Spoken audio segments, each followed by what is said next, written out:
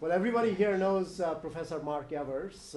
He has very kindly consented to making a presentation on how to do time series stuff and also panel data stuff on Stata.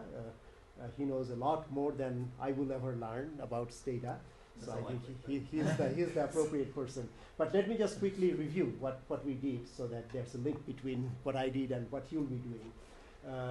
So we started in this course with simultaneous equations and some of the estimation problems that arise when you have endogeneity not addressed properly. Historically, econometrics as a discipline developed because econometricians ran into these problems. And to be fair, to that generation of econometricians, they found many ingenious ways of offering solutions. Unfortunately, as I mentioned, by 1970s, it turned out that some atheoretical or non-theoretical time series techniques started offering better forecasts of economic time series than all these models that econometricians had so diligently churned out over several decades.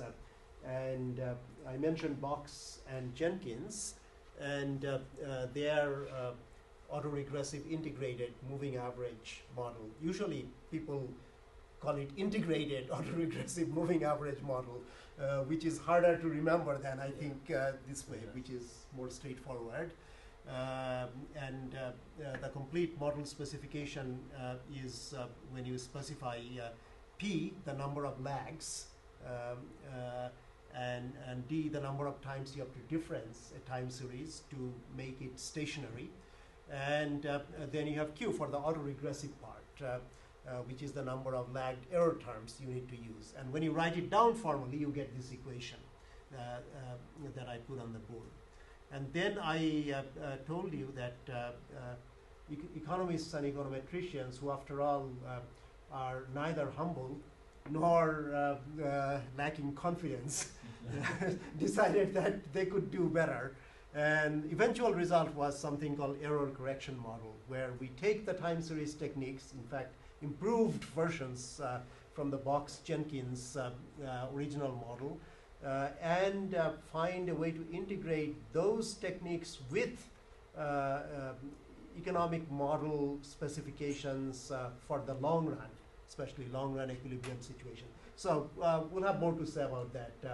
And I will also send you a paper that I did with several co-authors on the BRICS economies. We use a specific version of error correction model to do that paper. And then in the late 1970s, 1980s, when all these controversies were raging in macroeconomics in particular about whether government interventions make any sense, whether we should follow a fixed monetary rule or we should have discretionary monetary policy. Very weighty issues indeed. Whether the Phillips curve was vertical in the long run or not, or even in the short run. All these questions could not be settled. And on top of all that, Bob Lucas from Chicago made a seemingly devastating critique about parameters of economic models themselves shifting in response to policy announcements and anticipations of policy even. So all these led to a great deal of despair about testing, especially macroeconomic theory, and also econometric work in general. And in that juncture, Christopher Sims came up with the idea of vector autoregressions, which uses the general equilibrium idea that everything is endogenous. And what you have to do in this view then is to put the endogenous variables on the left-hand side and find lagged values of those same variables on the right-hand side. And then basically you get this huge matrix. And then you use the error terms and autoregressions among the error terms to forecast. So essentially, it was nothing more than Box-Jenkins method purified, shorn of its moving average part, and made into a matrix form. But vector autoregression can also be criticized as being atheoretical, except that it does have rudiments of general equilibrium theory. But that is not good enough.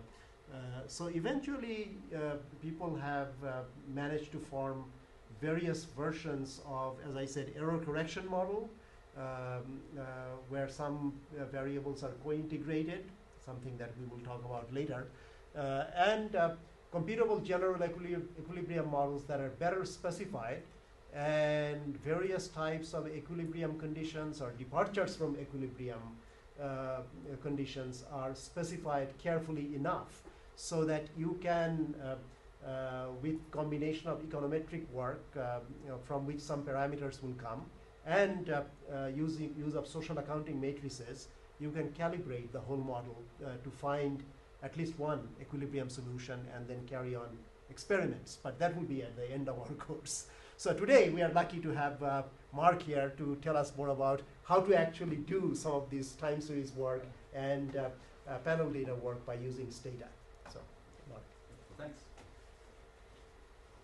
So, well, two things. One is, I don't know if you guys saw my cartoon from last time. You guys remember this cartoon? This is probably a new cartoon. Anyway, so I sort of like this cartoon because in the background you sort of see these guys, and they're obviously, baseball fans, which you all know that I am. And so they're sort of sitting around having a beer, and the one guy over on the left, you can barely see, is complaining about something. And so, then there are guys on the left-hand side of him are going, so can you verify what we're saying with data, right? So data makes a difference is the key part of that, right? So that's the joke, just and then the second part is sort of tagging on with what Hyder suggested, is I kind of got caught in the middle of that, sort of at the tail end of that sort of controversy between sort of the use of macroeconomic models and then sort of time series models. So the person I actually learned time series from is Phil Howry, who's now retired from Michigan. But he did a fair amount of work in terms of developing what's called the sort of research group at Michigan on quantitative economics. And so they actually do some forecasting, but they do primarily time series forecasting.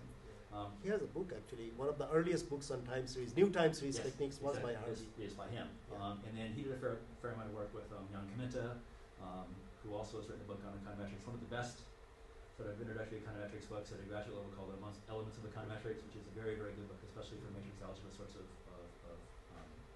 introductions to sort of econometric analysis overall. But then Phil Howry also learned most of his work from Lawrence Klein, who won the Nobel Prize in economics for developing these sort of macro economic and econometric models. So he kind of got stuck in the same thing as well, but made the transition towards time series. So that's kind of where I'm coming from also. So all that said then, as you might guess, I come bearing gifts, as usual. So again, rather than us just sort of reinventing the wheel, we sort of take advantage also of what other people have done. And so, as you remember from last term, Princeton has done a lot of work in terms of having a nice sort of data analysis group that provides assistance to people in terms of the applications of both econometric analysis and time series analysis and those sorts of things. And so, just to remind you, you guys already have this, but in case you forgot about it, here's the sort of the handout that they have on sort of panel data. And so, I'll just remind you that we sort of went through this sort of in our class last term, and just to remind you that this is just a sample of kind of the techniques that you can use. Talks about how to sort of get the data sort of organized, and then talks about the difference between sort of a fixed effects and a random effects model, and then also how you're able to test for which model to use and why you might want to use one model versus the other, using some Houseman test cuts at the end of this. And also from last time, I'll post again the data set for you all. I think I'll send it on to Hyder so you have it. The data set that goes with this, and also the do file that I wrote that kind of goes with this entire process. Again, if you want to go back and follow through the steps and then kind of pick and choose the steps as you want to be able to go through this, you will have that again. So, so I think we'll do that maybe second, if you want, since we've already kind of talked about that a bit. And then I thought to kind of help, in some sense, to understand sort of panel data analysis and panel data sets. Often the hardest part of working with those is, and Derek, you and I were talking about this, is you often get panels that come in different files. And so when that happens, you often, I think Hyder, you and I were talking about this also, you have to be able to then merge or to append files to be able to bring your data set together to be able to work with it for the variables that you want over the time periods that you happen to be interested in.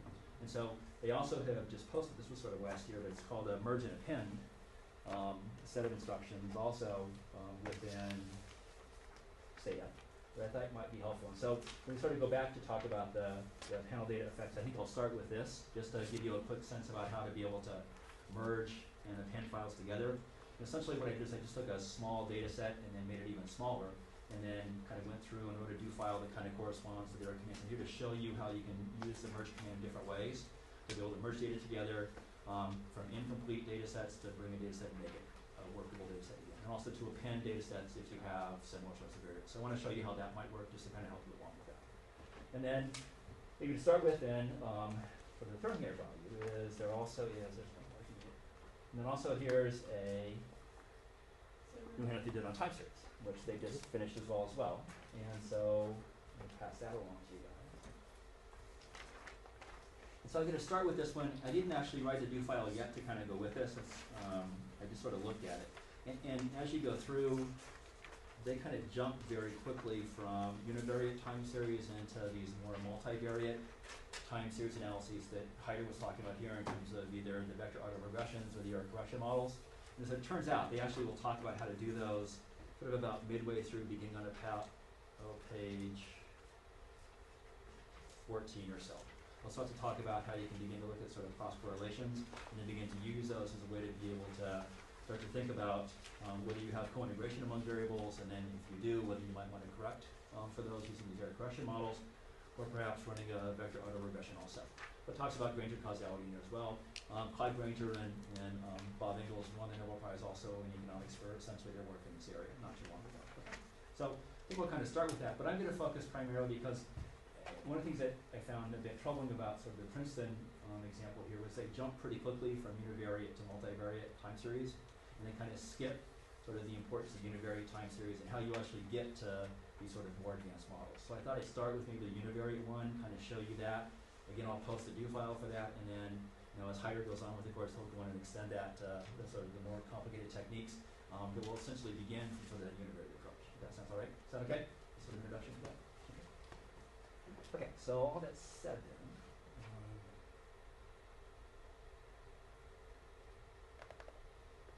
so we go into Stata here, and so we're sort of again, the commands across the top are just the different drop-down menus that Stata has to be able to do various things. And again, the nice part about Stata is that whenever you go back and you find a command in Stata, you sort of pull down and use the drop-down menus. What it does is, again, it keeps the record of that over in the command window, which happens to be again over here, one of the commands you have to type down here, right? So again, now it's just to remind you of sort of what Stata does overall. But what I'm going to do is I want to just go ahead and start with the do file itself. So let's go ahead and open up that do file. Again, I have, again, you can change the directories as you want to kind of point to different places, and so in this case, I just pointed to my Stata do files. So we have this one for time series 101, okay? And so, just to show you again kind of what it looks like. Remember again, the things that are in green are the comment lines that kind of tell you what you're doing, and then whatever the commands are on Stata again in blue are commands that Stata is going to actually be able to run, and then there's a whole set of things we happen to be going through to kind of work with the data set here as well. So I'm going to go through these again kind of step by step and show you kind of the benefit of time series analysis and how you can again use time series analysis primarily for forecasting of again economic variables by using the characteristics of the time series itself as opposed to going back and trying to find some sort of economic sort of theoretical relationship between or among variables themselves. Okay? And hopefully show you that actually you can forecast relatively well. Okay? I think. Sometimes you can, sometimes you can't, but I think you typically can. Okay? So the idea here is that again we'll start off and we'll open up sort of in these commands here, just going to open up a data set to be able to work with. And then, as usually, we want to open up a log file, sort of right in here, so we can keep track of our work. Remember, the log file keeps track of both your work and also of the commands and the output. So you can always go back and find those when you want to. Again, reminder that the comments over here at the end, the text means you're going to save the file as a text file versus an SCML file. Where the default is SCML, which is the Stata command matrix language file. And so what that is it's essentially the commands within Stata, which will work well if you want to just open it back up in Stata. It doesn't transfer very well to something like a Word document. So you sort of specify text again. Again, as a reminder, it keeps it as a text file so you can go back and look at it. You can also then copy and paste into Word documents or whatever you might want to do with it. And then you have a choice over here to whether you replace it or whether you append. I always like to replace it because if you append it, it keeps adding on work as you keep going. Whereas if you replace it, it comes back and says, I'm starting over again, and so it only keeps the record of what you've done in terms of commands and output for that particular session. So it's kind of helpful in that sense, okay? So we'll do that, and then we also want to make sure that we examine the data set itself. Always go back and just look and see what you have for data. Make sure you're working with the data set you want to be able to work with. Again, that's the browse command, we use that for. In this case, we're going to see that the data set itself happens to have some problems with it. And often in time series analysis, because it has this time component, when you begin to pull time series data from either a single source or even from multiple sources, what often happens is that they'll specify the dates differently. Okay, and so when that happens, for Stata to be able to work with a time series, it has to have the dates in sort of a consistent format, not only for Stata to be able to work with it, but also for you to be able to understand the output when you get it. Okay, so you want to make sure you sort of go back, clean your data again, make sure you get it in a format that sort of looks appealing to you, going to be in a format that seems to be right to be able to work with, and then you start to work with the data set itself. Okay? So I'll just go back and I'll show you some examples of how we have to clean that. And then just to make sure that cleaning actually works, we'll go back and we'll list it, which is sort of right in here. And then sometimes also within economic data sets, social data sets, political data sets, whatever they might happen to be, you often have variables that are sort of coded initially as string variables versus numeric variables. So again, you have to look for that when you begin to pull data sets from different sources. That can cause lots of problems, as we all know. And so essentially before Stata can work with any variable, it has to think that it's a numeric variable. And so you have to convert then a string variable to a numeric variable for Stata to be able to recognize it. Even though it's still, perhaps in characters, Stata will think it happens to be numeric. Okay? And as long as it thinks it's numeric, things will work within Stata. Okay? Is a string variable just a name? Yeah, so it's just a name typically, right? So it'd be like a name of a country or something. Okay, so if you get the name of a country, it could be the name of a product, something like that. And so, sometimes when people do surveys, they'll just code it and say, oh, well, the package will figure it out. Well, it may or may not, but you have to go back and make sure it does. Okay? So it could be countries like, Albania, Afghanistan, whatever it might happen to be. Okay? The nice part about Stata is it warns you. And so when you go back to browse a data set, it'll warn you, and if you see the color, remember the colors make a difference in Stata. If the color happens to be red, it comes back and says, this is a string variable, I don't know what to do with it. And so it says, convert that for me. If you convert it, then it will turn blue. And when it turns blue, it's not going to be a best linear unbiased estimator, rather it's going to be a variable that Stata can then begin to work with. Okay, so again, colors help us sort of within Stata itself. Okay. Also, if you forget about those colors, then you can open up other windows in Stata, which which is a variable window, and then also the variable properties window, which will tell you what kind of variable it happens to be, whether it's string, whether it's numeric, or so on. Okay. So we'll do that. So then we'll have to convert then from these string variables here. So I'll show you how to do that sort of in time series. And once I've done that, then sort of a good thing to sort of get used to doing, or to remind you to keep used to doing, is to make sure that you don't, in some sense, lose your original data set, right? So when you begin to sort of make data transformations, which we're sort of doing up in the first part of this, then once I sort of feel as if it's a data set that I can work with, I want to save it, but I want to save it as a different data set name. Because that way my original data set always says it's my original data set, so if I have to go back and work with it, for some reason if I lose the data, my computer crashes, I don't have it backed up, I can always go back and find my original data set to work with. So get in the habit of sort of saving things as you work through. Even though you start to build up multiple files, it's a good thing to sort of keep your data set separate. Okay. That's kind of a warning. Okay. Then we have to tell Stata that it happens to be a time series data set, and so that's kind of what this command here is going to do. And as Heidi was talking about, we also might be worried about the stationarity of the time series, so we have to worry about doing a difference, okay, in this case. So we hope that that first difference in this case will actually be able to, in some sense, move us back towards that stationary time series, if we can get that. And we'll test essentially for a unit root to see if we actually have done that or not. Also, to be able to begin to examine our time series, we have to think about, in these sort of ARIMA models here, what the AR component is going to be, what the MA component is going to be, or what the I component is going to be. And so there are sort of variations of sort of this box-Jenkins approach. And so when they began initially to sort of think about examining time series, the idea was to build first what were called autoregressive models, or just an AR model itself. A second possibility is to have just a moving average model, so you might have an MA model. A third possibility is to have an AR-MA model, or an ARMA model, which just has a P and a Q component part. And then sort of the fourth extension of that is you have an ARIMA model, where you begin to sort of difference the time series again to worry about sort of these stationary or unit root sorts of issues. So the idea is that you want to be able to go back and test for those to determine in some sense, by looking again at the data, what those component parts might happen to be. So what's going to be the AR component? So how many lags do you perhaps want to have? How many times do you want to difference the model itself? Okay.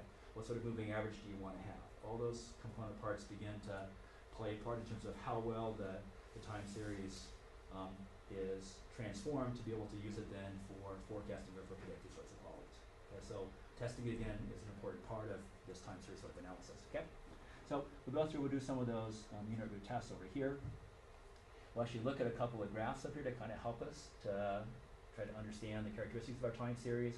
But we're going to construct this thing called a parallelogram to be able to get a sense about what the time series happens to look like.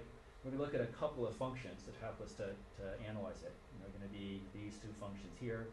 One's just called the autocorrelation function. The other is going to be the partial autocorrelation function. They're going to help us to be able to determine the values of P and Q in the model itself. Okay. We'll do some unit root tests to see if in fact the stationary has been achieved. And then we'll start to build the models themselves. And we actually might do a couple of different models here. We're going to actually do a model of just a variable, in this case a time series variable, in this case unemployment. And we're going to do it with an AR1 model. We're also going to do it with an AR2 model, and then we're also going to do a difference of those. Okay? And then see if any of those happen to give us better sort of predictive models, we think. We're going to be able to test for that again using our information criterion tests overall. And then we're going to construct some forecasts, retain residuals here, construct a forecast over here. We're going to do a forecast both within the data itself to see how well the data happens to fit with our forecasts. We can look at actual values versus our forecast or predicted values. Then we'll also do then some out of sample forecasts as well to see how well the forecast happens to look. Okay.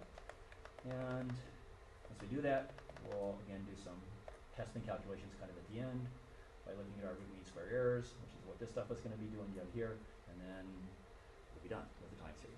Okay, fair enough? Okay. What does in-sample forecasting even tell you? It's kind of a way to go back and check. So even though you've done sort of all these tests to determine which model you think happens to be the best, so we're going to go back and say, well, I know these values already exist, right? So I already have these actual values of the dependent variable, y, so in this case unemployment. I'm now going to predict them using this model that only has these time series characteristics. So I go back and do an in-sample forecast. I'm actually going back and seeing how well my forecast actually fits the data that I actually know about. Okay. Before I go back and try and extend it out to something that I don't know about into the future.